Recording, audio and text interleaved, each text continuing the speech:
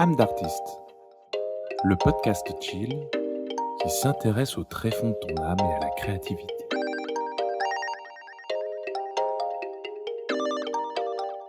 Miaou tout le monde et bienvenue sur Âme d'artiste, le podcast qui creuse les tréfonds de l'âme et de la créativité. Je suis Mehdi Vernizio, plus connu sous le pseudonyme de Lutte Ostinato, et je suis illustrateur depuis plusieurs années, ainsi que créateur de contenu en général. Mon dada à moi, c'est l'écoute et le partage, la création comme moyen d'expression et de libération. C'est pour cela qu'avec Âme d'artiste, je veux autant parler de la créativité dans son ensemble que de la personne qui tire le crayon, car, contrairement à ce que l'on pense, illustrateur n'est pas toujours un métier passion. Et juste avant de commencer ce nouvel épisode, une petite page de publicité. Connaissez-vous Patreon ? Non ? Eh bien laissez-moi vous présenter une plateforme bien utile pour vous et les créatrices. Utile en quoi, vous allez me dire ? Eh bien dans le fait tout simplement que Patreon se veut la plateforme pour aider les créateurs et créatrices à tenir le cap dans la voie de la création de contenu. Grâce à Patreon, vous, chers auditeurs et auditrices, oui, vous pouvez soutenir les créatrices que vous aimez comme de véritables mécènes. Et nous, les créateurs et créatrices, en contrepartie, cela nous permet d'assurer la bonne vie de notre contenu, mais nous pouvons vous offrir également des contreparties exclusives que vous ne trouverez nulle part ailleurs. Des illustrations inédites, des vidéos exclusives, des audios plus personnels, les possibilités sont infinies. Donc si jamais vous souhaitez me soutenir, sachez que ma page Patreon est disponible dans la description de cet épisode ou sur mon compte Instagram. Les contributions sont de 2, 5 et 10 € et vous permettent d'accéder en avance aux épisodes du podcast, tout en me permettant d'avoir un peu d'argent de poche pour le podcast. Pas mal, non ? Et nous voilà donc de retour dans Âme d'artiste. Je vous laisse avec l'écoute de ce nouvel épisode, les amis. Bonne écoute à vous.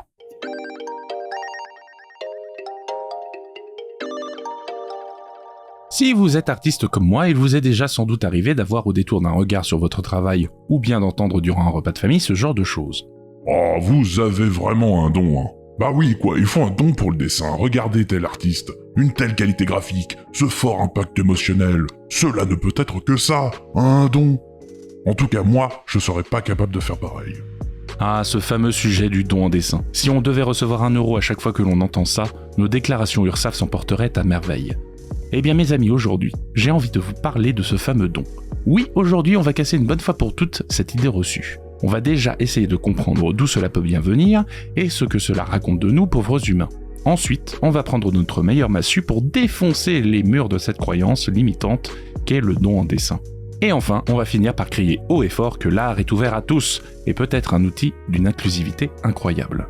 Vous êtes chaud ? Alors allons-y. Alonso. You're kidding me. What? Something else I've always wanted to say. Allons-y, allons-y.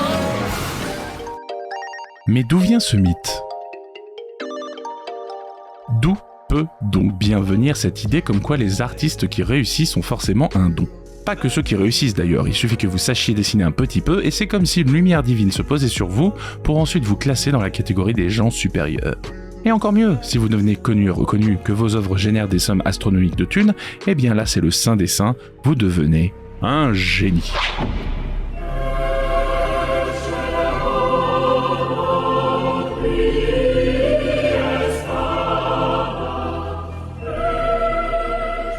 Alors qu'en vrai, si on se regarde dans le blanc des yeux 2 minutes, tout ça c'est qu'une question de jugement personnel, non ? Rappelez-vous. Cela ne peut être que ça, un don. En tout cas, moi, je serais pas capable de faire pareil. On a clairement ici un jugement de valeur, une projection d'ombre. Et on le fait tous et toutes ce jugement de valeur. On se compare, c'est normal.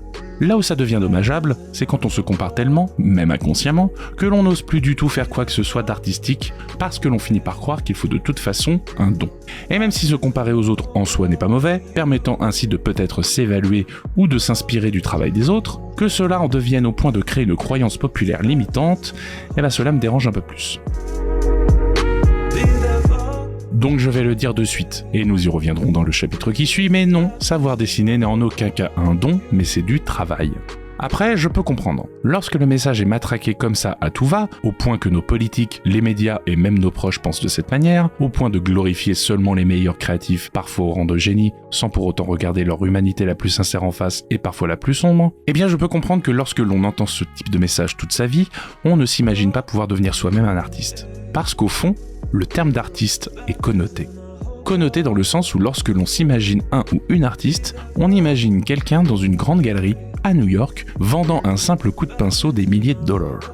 Et pourtant, et nous l'avons vu dans le précédent épisode sur ce qu'est l'art, et que je vous mets bien évidemment en description de cet épisode du jour, l'art n'est pas une valeur, n'a rien d'un adjectif de supériorité, et que les seuls accords qu'il s'applique, c'est celui du nombre et de la pluralité. En bref, créer, c'est ouvert à tout le monde. Aux mendiants comme aux riches, aux hommes comme aux femmes et aux personnes de tout genre, ainsi qu'aux enfants comme aux adultes. Bref, à tout le monde. Le seul truc, c'est que si vous voulez vous perfectionner dans cette créativité, eh ben il va falloir bûcher sévère. Le travail, c'est la santé. Rien faire, c'est la conserver. Les prisonniers du boulot font pas de vieux os. Ce n'est pas un don, mais un travail. Le travail, c'est certes la santé, mais dans notre cas, si l'on veut devenir un créatif sûr de soi et productif, il va falloir quand même s'y mettre un petit peu. Mais l'avantage, c'est que si nous aimons réellement ça au point d'en faire notre métier, on n'aura sans doute plus trop l'impression de bosser. Et ça, c'est quand même sympa. Nous disions donc que cette histoire de don en dessin était une idée reçue, une croyance populaire et un mythe qui a la peau dure. Eh bien rassurez-vous, si vous êtes de celles et ceux qui pensent cela et qui êtes tombés sur mon podcast, vous pouvez vous aussi faire partie de la bande des créatifs. Si, je vous jure, voilà. Ah bah il a dit voilà, ah bah si, voilà ça marche, hein, c'est 2014, c'est la street, oh JB fais pas la gueule. Il a dit voilà, c'est bon, il peut. Ce n'est pas parce que vous ne savez dessiner que des bonhommes bâtons que vous êtes bloqué toute votre vie à ce niveau de dessin. Si le dessin vous fait vibrer, eh bien sachez qu'avec du temps et de la pratique, tout est possible. À vous les scènes extraordinaires, le plaisir du trait de crayon sur le blanc papier, les taches de peinture sur votre tablier d'artiste. Alors oui, vous ne serez sans doute pas Léonard de Vinci ou Artemisia Lomi Gentileschi, mais vous serez vous, et c'est déjà pas mal, non ? Peut-être même que vous pourriez en faire votre métier. Bon, j'en entends certains se gratter la tête, se demandant si c'est réellement aussi simple que ça. D'autres peut-être pesteront que si c'était aussi simple, tout le monde serait déjà un artiste, ce qui n'est pas complètement faux, mais demande plus de réflexion et de recherche, mais surtout plus de travail. Le souci avec cette histoire de don, donnée par je ne sais quel dieu ou déesse créatrice, dans l'idée de nous séparer de la plèbe, c'est que cela enlève toute valeur symbolique et de motivation aux gens lucides sur le fait de créer. Et qu'améliorer son craft est un travail de tous les jours, voire de toute une vie. Bah oui, vous pensez quoi ? Que les peintures ne se font qu'en une seule journée en apposant notre saint pinceau sur notre divine toile, ou bien en tapant une phrase incroyablement intelligible dans une intelligence artificielle ? Mais non, loin de là, croyez-moi. Rien que la recherche d'idées peut prendre des jours. À sortir se cultiver, discuter autour de nous, en parler ou non à nos proches. Ensuite, il faut commencer à noter et crayonner 2-3 idées, histoire de commencer à faire le tri des idées et représentations trop convenues ou trop classiques. Après ça, on commence à se rendre compte qu'il nous manque telle ou telle ressource documentaire, de référence ou matériel pour mener à bien notre illustration. Donc on va chercher tout ça, on se met enfin à notre table à dessin et on se lance. Et là c'est parti, en fonction du processus créatif de tout à chacun évidemment, pour la grande aventure. On trace quelques traits, on gomme, on recommence, ensuite on passe à la couleur, à l'ancrage, au peaufinage sur Photoshop, puis là on se dit ça serait bien de compléter avec une deuxième image, donc on commence à rechercher et on répète le processus, et arrivé à la deuxième image on se dit mais pourquoi pas une troisième image, alors, ensuite on change le format parce qu'on se dit que ça serait bien du 16/9 plutôt que du 1/1 et du carré, puis il faut penser aux réseaux sociaux aussi, donc on va se filmer, on va faire ça, on va faire ça.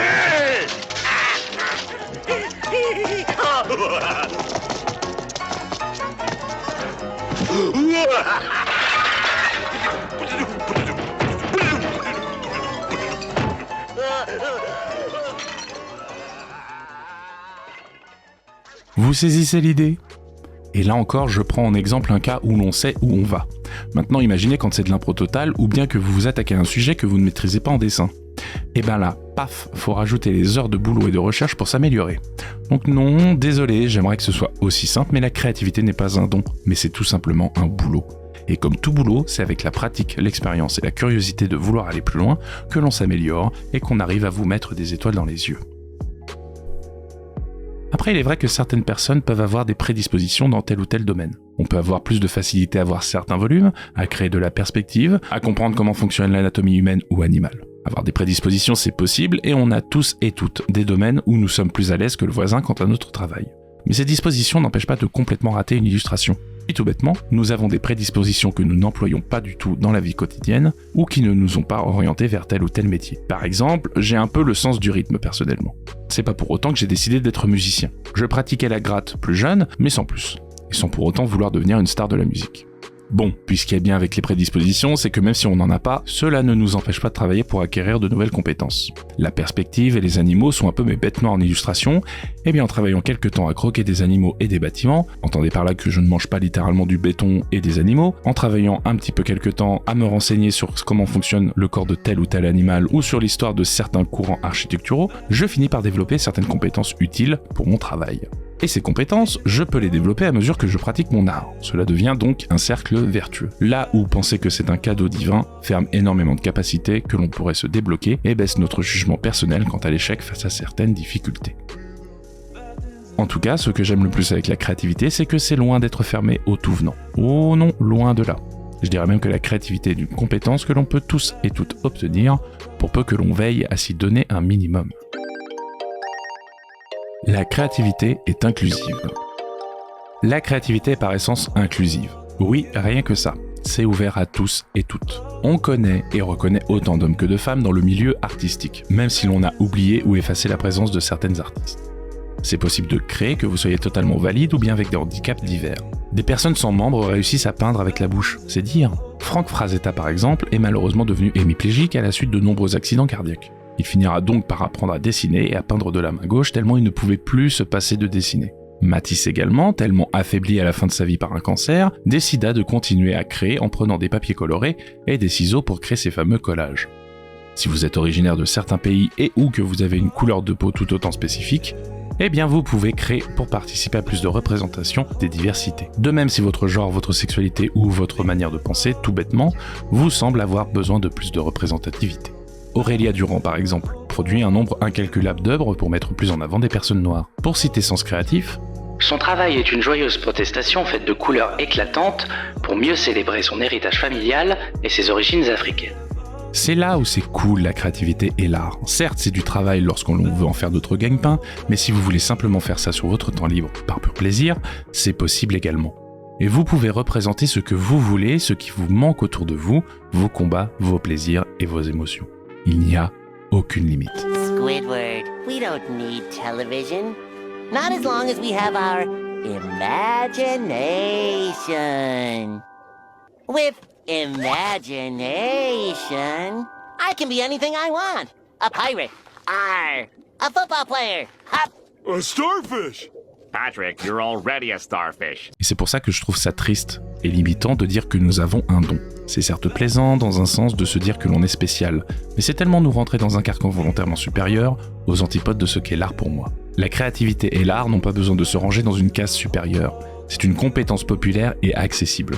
Certes, vous allez sans doute vous ranger des difficultés, connaître certaines angoisses administratives et sociales si vous décidez d'en faire votre métier, mais c'est parce que le système et le monde dans lequel nous évoluons a un peu beaucoup oublié la nécessité qu'ont les artistes dans un monde sain et équilibré. Je ne vais pas vous refaire le coup de la minute de gauche, mes camarades, bien que vous commencez à bien me connaître maintenant, mais il faut une bonne fois pour tout arrêter de lever au rang de génie et de don tout ce qui est de l'artistique.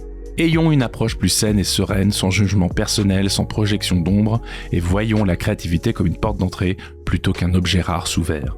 Croyez-moi, vous rendrez plus service aux artistes en faisant ça, et même à vous-même, car peut-être qu'en voyant la créativité sous cet angle, vous allez vous autoriser à prendre un crayon pour vous lancer dans le dessin. Et ça, purée, qu'est-ce que ça serait une bonne nouvelle. Car franchement, une vie sans acte créatif, c'est une vie un peu triste, non ?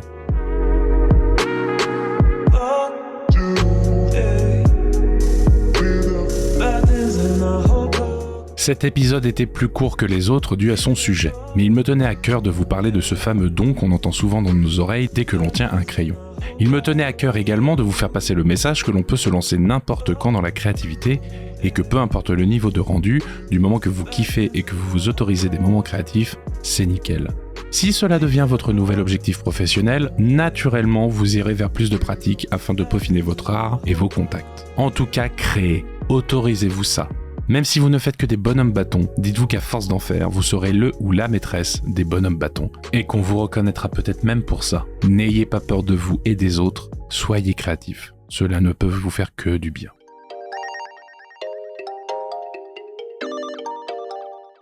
Et voilà, c'était votre nouvel épisode d'âme d'artiste. J'espère que cet épisode vous a plu. Si c'est le cas, je vous laisse montrer tout votre soutien en likant cet épisode, mais aussi en le commentant sur les plateformes qui le permettent, mais surtout en partageant en masse autour de vous via vos réseaux sociaux préférés. C'est un coup de pouce énorme qui prend que quelques secondes et ça fait du bien au podcast, donc n'hésitez pas et partagez en masse autour de vous.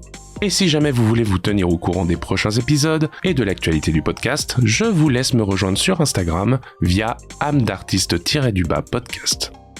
Ah, et puis si jamais vous désirez suivre mon travail d'illustrateur, alors je vous invite à vous abonner sur ce compte-ci, lutte-ostinato. J'ai hâte de vous y retrouver et de partager plein de choses avec vous. Merci à Jérémy Kleiss de m'avoir donné l'élan nécessaire à la création de ce podcast. Merci également à Laurent Bazar pour le générique de l'émission qui déchire. Et surtout, merci à vous de me suivre et de m'écouter, ça fait chaud au cœur. Sur ce, je vous dis à la prochaine fois pour un nouvel épisode d'âme d'artiste, le podcast qui creuse les tréfonds de l'âme et de la créativité. La bise!